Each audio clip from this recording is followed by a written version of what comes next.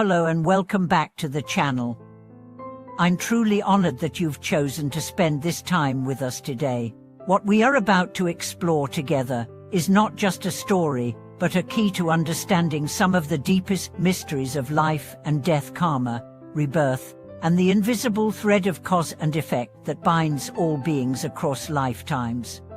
Have you ever wondered what happens when someone dies in debt, not just financially, but emotionally, spiritually, morally? Is there truly such a thing as a karmic balance sheet that survives beyond death? And more poignantly, can a person really repay a debt in the next life?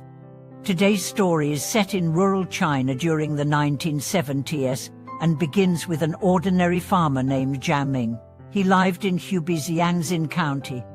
A man who, like many others, struggled to make ends meet.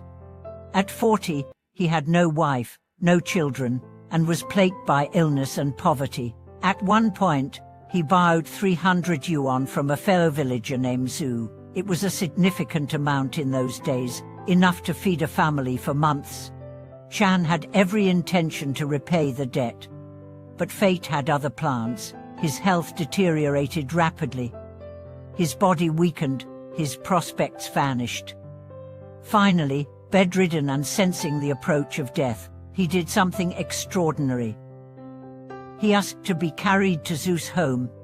Lying on the bed, with a voice faint but resolute, he said, "Zhu Dobo, I will not be able to repay you in this life, but I give you my word, I will return to your family in the next life. I will come back as a pig, and I will repay the debt from my flesh." Zhu was taken aback. He urged Jan not to speak such nonsense, told him to rest and not to worry about the money. But Jan was insistent, and not long after, he passed away. A few months later, something strange happened. Zhu's family's sow gave birth to a litter of piglets, 7 in total, but one was different. It was the smallest, the weakest, and most oddly, it had no tail. In rural folklore, a pig born without a tail is considered an omen. But what truly shocked everyone was what happened next. One morning, Zhu jokingly called out, "Jiang Ming, come here," and to everyone's astonishment, the little tailless pig immediately trotted over, as if it understood its name. Zhu stared into the pig's eyes and felt something strange, an eerie familiarity, a twinge of guilt, a rush of sadness. It was as if the pig was Jiang Ming. He knelt beside it and said softly, "Why did you come back? I told you not to worry about it. Why are you doing this?" The next morning, the pig was dead. No illness, no injury. Just corn. Zhu was devastated. He buried the pig with incense and prayers, as if he were laying a friend to rest. So what do we make of this story? Was it a coincidence, a rural superstition, or was it a vivid example of the law of karma in motion? Let's talk about karma, not as an abstract doctrine, but as a living force. In Buddhist thought, karma is not punishment, it's not divine retribution, it's not fate.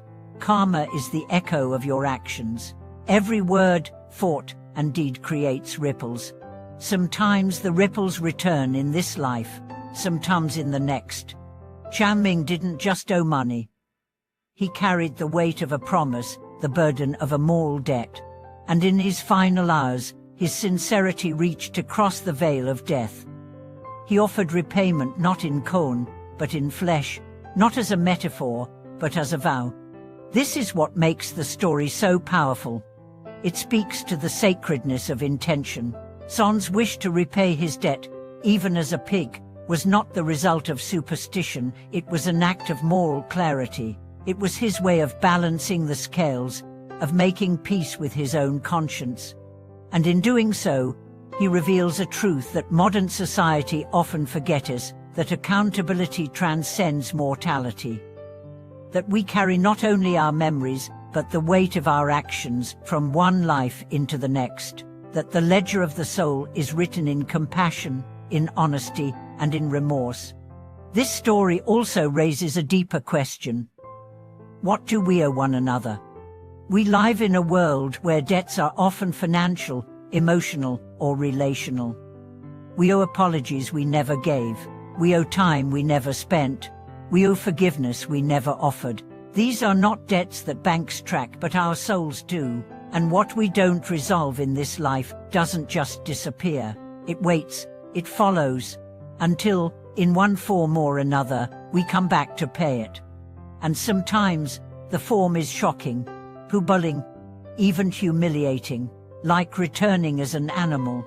Not as punishment, but as purification. You might ask, why would the universe allow such a thing?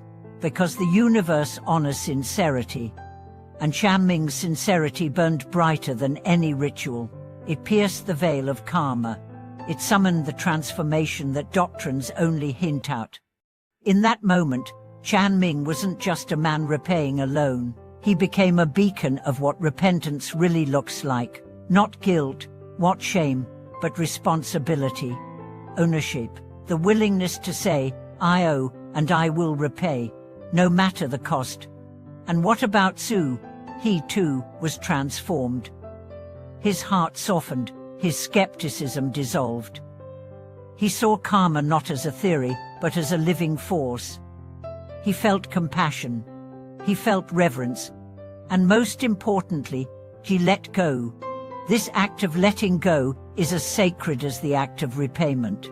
For karma is not just about action, it is about release. So what can we learn from this? That our lives are stories woven across many chapters, that nothing is forgotten, that justice is not external, but internal, and that the soul is always seeking balance. But we don't need to wait for the next life. We don't need to return as pigs or ghosts or spirits to make things right. We can start today. Who have you wronged? Who do you owe not just money, but truth, time, care? And more importantly, what debt do you owe yourself? The debt of healing, of growth, of liberation. Begin there. Begin by acknowledging what is unfinished. Begin by lighting a candle not on an altar, but in your heart. And let that flame guide you home. Thank you for watching this video. If this story stirred something within you, if it reminded you of the invisible threads connecting us all, please share your thoughts in the comments, subscribe, like this video, and let's walk the path of awareness together. We'll see you in the next one.